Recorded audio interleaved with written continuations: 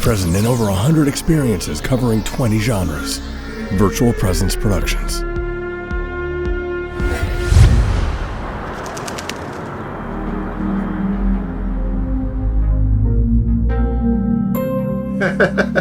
If that falls, you're about to see me leap for that motherfucker. He's the fastest DeLorean fan. He's like, can I have a shot of whiskey at the bar? And I'm like, all right, well, I've been working a lot outside. I'm not really all gussied up. This one's going to be for you. Only because you... What? Was that too much? Okay, here. Yeah, you do have to drive home, right? Or do you? No, I'm taking it over. Oh, fuck off. Take it then. Have fun. Here we go. Yes. That's an ounce and a half or two. Okay. Yeah. But this isn't one shot, right? Oh, we're going to sip. This? Oh, okay. You want to do a shot? Yeah. What are you, fucking 18? No, come on, man. You do it just, it's a sip and drink. You're going to be a man today, not a boy? Okay. Shots are what little boys do. Yeah, it's good. Yeah, no, you sip it, let it burn for a second, and then that next sip, that's going to be the shit, dude. That's the one that's going to work. But anyway, I guess this is ipso facto the Virtual Presence podcast for July. I do one monthly, and it was too goddamn hot to do it out here. But then he started talking all this beautiful shit about me. In fact, it's all true. Let's just wait. We'll make it official, and then we'll cut to it. So, hi, welcome to Virtual Presence podcast. I think this is number 7. Telling you all about what's going on in Virtual Presence news. It's really freaking crazy right now. As of today, the latest is Bally is interested in doing a 3-month deal where I shoot weekly, and they want it on their Bally Sports Plus app. They're like, screw YouTube, we are going to keep this and put it behind a paywall. Of course, that was one of 90 people that apparently have to approve this, so I'm going to be flying to New York and showing the COO of Bally the whole presentation to get the go-ahead, and it wouldn't even start until like November because of all this other stuff they're releasing. They do more in bankruptcy than most companies do. It's crazy. Bankruptcy is a weird word. Like, everybody thinks they're going to turn the lights off. They're not turning the lights off. It's a matter of just structuring where the money's coming from, et cetera, et cetera. I'm not miking this correctly. I'm just realizing that. So now you're going to hear that plane going over really good. Sorry about that. But that's where we are at Virtual Presence Productions. This is Ramey Gangarosa, director of... Maryland's Dark Paradise. There you go. Where can they find Maryland's Dark Paradise? Well, we'll see.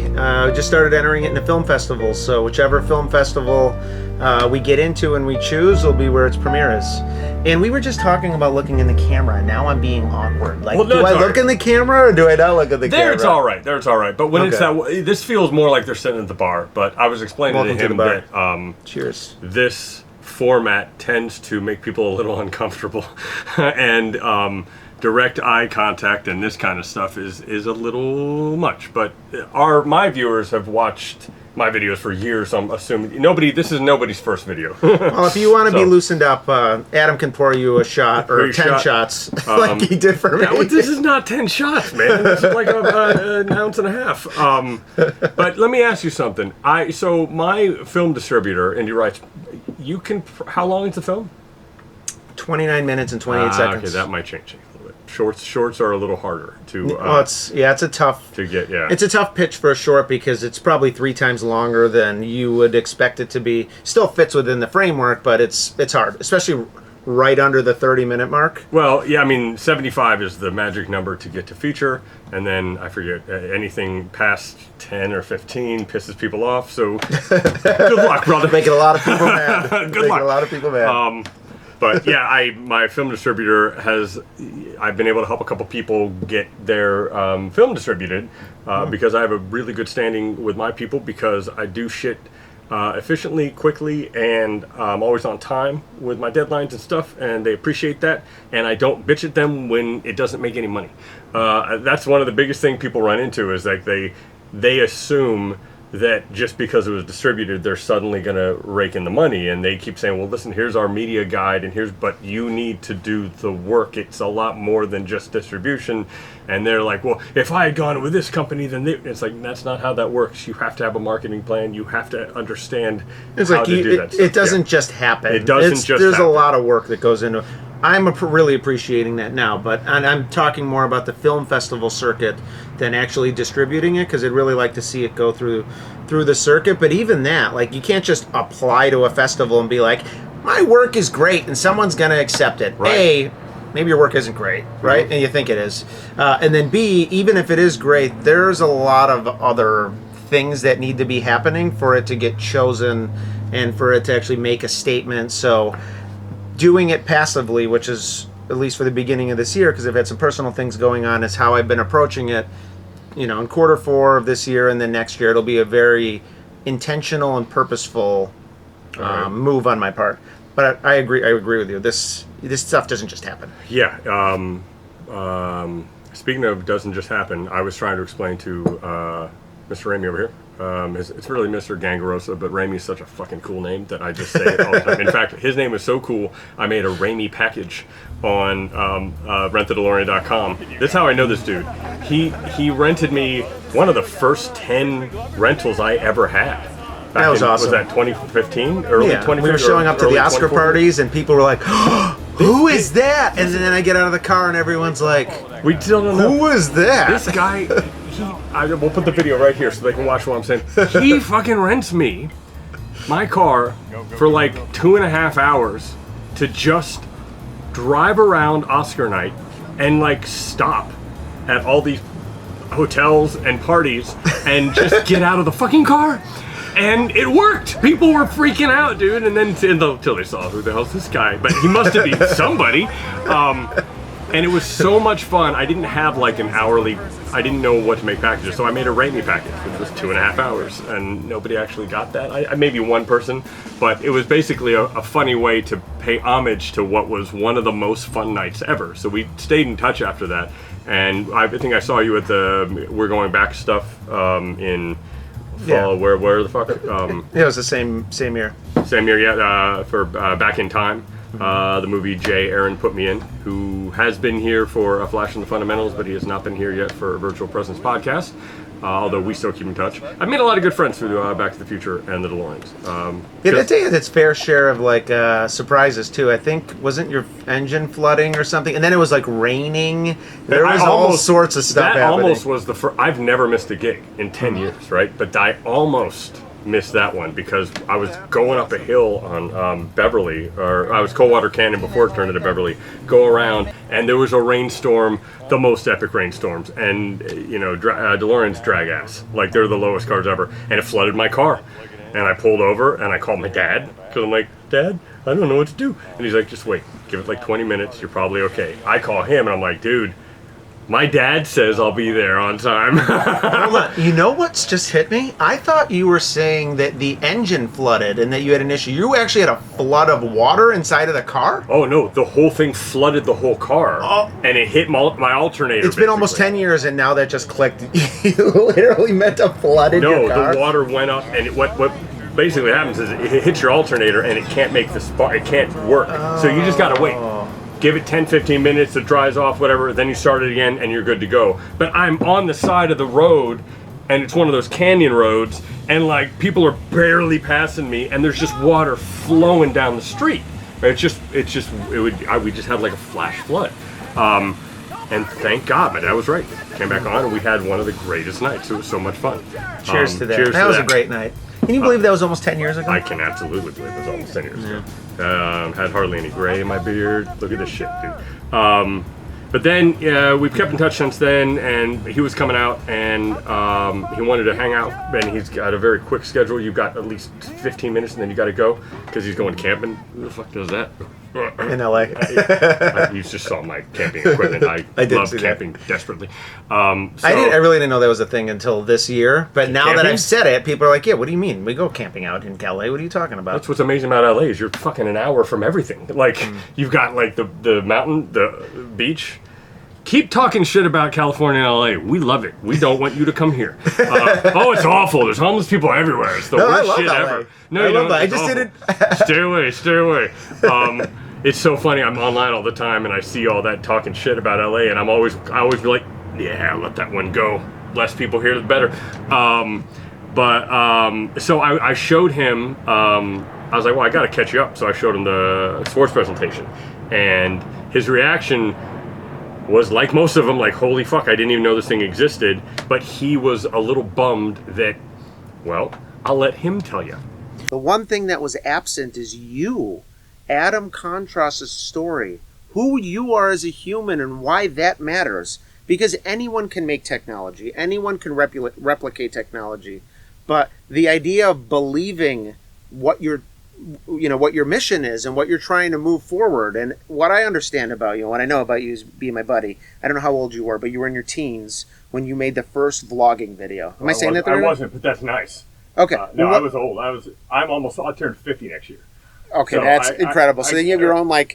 personal time machine. But that's true though. You made the first vlog video, official. Yeah. First, and it's right there. Okay. Put a world record plaque right there. So why is that important? That's important because you captured a moment in time, right? And you recorded it, and it's something that you can always look back at. And for you, that's important. No, you were smart enough back then to realize how important memories are going to be to you when you're older, right? And you were able to capture those, and you did many of those over the years, and it's that's 100 a year. 100 a year. But the year 24, yeah, so 2,450. We're around there. It's incredible. Yeah. But that's who you are because you put a lot of value into moments and memories and growing and becoming more mature and learning and making mistakes. Right, but let me play devil's advocate. Go ahead. I never monetized it, right? Because first of all, it wasn't even a thing you could do, right? And then by the time it was, I'd done it for 10 years, and the idea of monetizing my life got kind of like, I don't know if I want it to be pure. I just want to document my character development. The moment you monetize it, you start doing it for views, et cetera, et cetera, et cetera. So that title doesn't really mean much because the first thing people ask are, well, so how many subscribers you have? I'm like, I don't have any.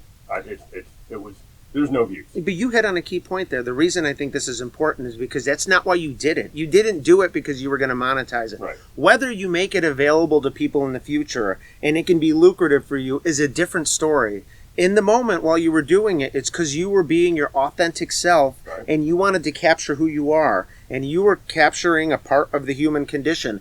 Every human being is like this. Every human being is going to get towards the end of their life, hopefully, right, if it's not a surprise, and be able to reflect back on the moments in their life and what they might do differently, or, man, I wish I could be in that experience again. And you did it to be your authentic self, not because you were going to go and sell it.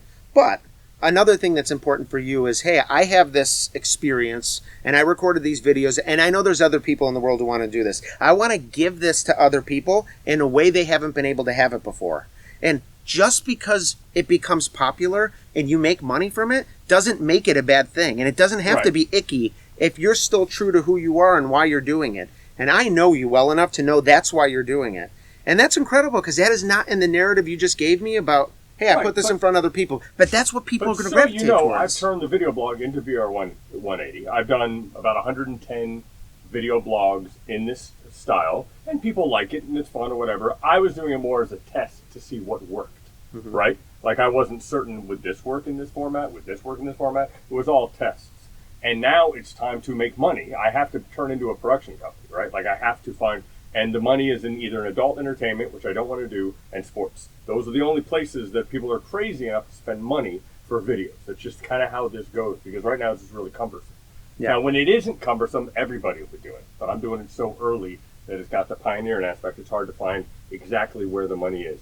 But what you're describing, I still don't see what I'm missing to get the money that allows me to keep doing it. I think whenever you get a moment to get in front of someone, they need to understand who you are.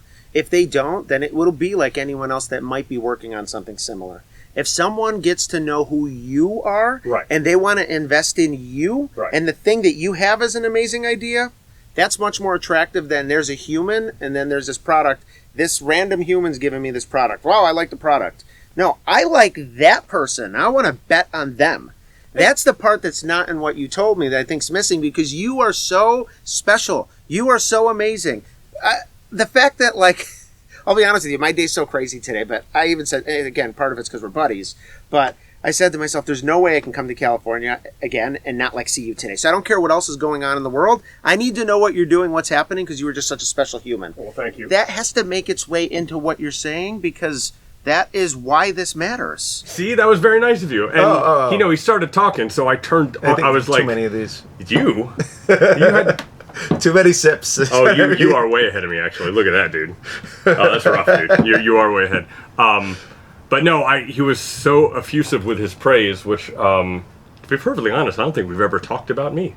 No. In my life, and it's always been about the cool shit you're doing. So I didn't realize he was such a fan. It was very nice of him. But I turned on the camera because he was saying that I was missing the essence of what virtual presence is, which is my storytelling ability and my narrative and all that kind of stuff. And 100%. And then I did show him the other video, the futurist video, which does kind of cover that. So, but yeah, it was nice. It touches on it really nicely at the beginning. But still, just because you touch on it in a video there, don't lose that. You are why this is special. You are why any of what you're doing is special, and people pay attention to these things because of you.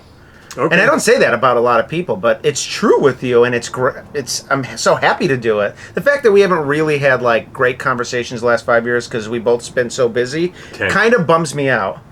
I mean, there we go. 10 years. It just tells you how, like... It's so funny. He's like... Quickly it passes by. He's like, when did Fastest 2 come out? Was that 23, 20? I'm like, 19. It was wild. 5 years ago. That's wild. Yeah, Fastest 2 is a long time ago.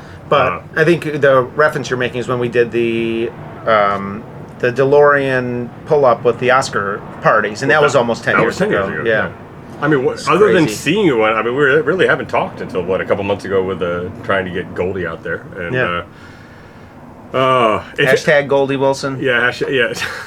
I don't know if that's a hashtag. I think it is, right? Hashtag Goldie Wilson. So I call him up.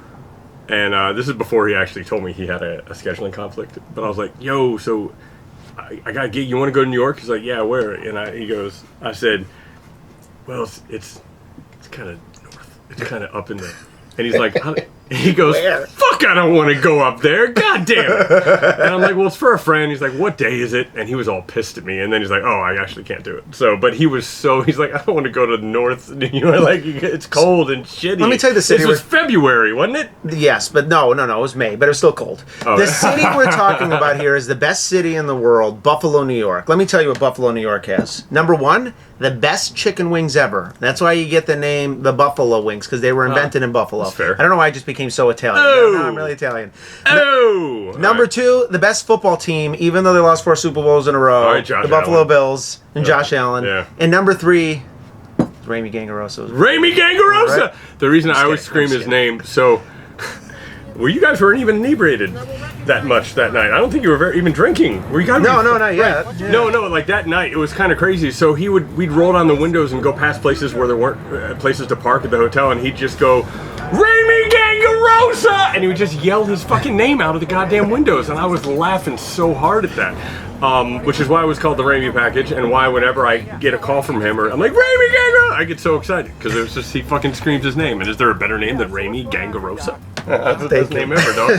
Come on, there's a story I didn't tell you about that night. All right, hurry up, because you got to go fucking camping. Okay, so at the end of the night, when we had gotten dropped off, we got dropped off at the Sunset Tower Hotel. Mm-hmm. We were eating there. Yeah, you met what's her name? You told me this story, but tell them. Oh, did I? Yeah, it's great. Okay. This is awesome. So we were eating at the Sunset Tower Hotel in their back area, and I had come to the front because I had known the guy who runs customer experience at the Sunset Tower Hotel to tell him thank you. So I walked up and I went to the front counter and I had asked for him, and they went to go get him, and a human walks up right next to me and slams her hand down with this Lego Oscar. And so then I look over and it's Emma Stone. Now I'm trying to pretend to be cool. I'm like, oh, it's Emma Stone. So I was just sitting there, and so I look over, and you could tell she looked really upset. I think that she had been nominated for an Oscar that year, and then she didn't get it, but I think consolation prizes were Lego Oscars, or she had just gotten a Lego Oscar. Oh, fuck, that's... but anyway, she didn't look happy. Right. But I said, that I had seen her get the award, because I just happened to see it on TV while we were driving around with the DeLorean. And I said, that's really cool. I think actually that's better than any Oscar. And so then she turns over her head and she looks at me and she says, you know what I think is cooler? I was like, what? the fact that you came from the year 2015.